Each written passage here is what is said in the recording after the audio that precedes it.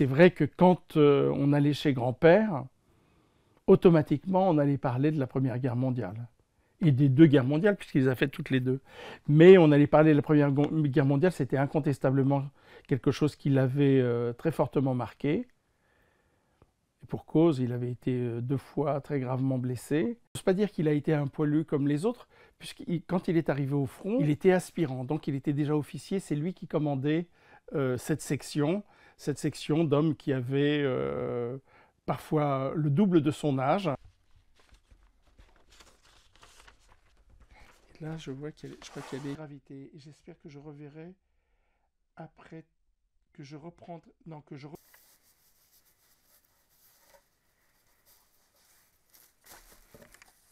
Ça, ça doit être son régiment. Mon grand-père avait une mémoire absolument phénoménale. Il était capable de dire, par exemple, le nom de tous les hommes de cette section. Il était capable d'improviser des discours d'1 heure, à 100 ans. Vous voyez, des discours qui n'étaient pas du tout décousus, des discours qui étaient particulièrement documentés et passionnants. Notre grand-père, on l'aimait beaucoup, mais on le craignait aussi parce que c'était pas exactement de la crainte, mais on lui obéissait, voilà, oui.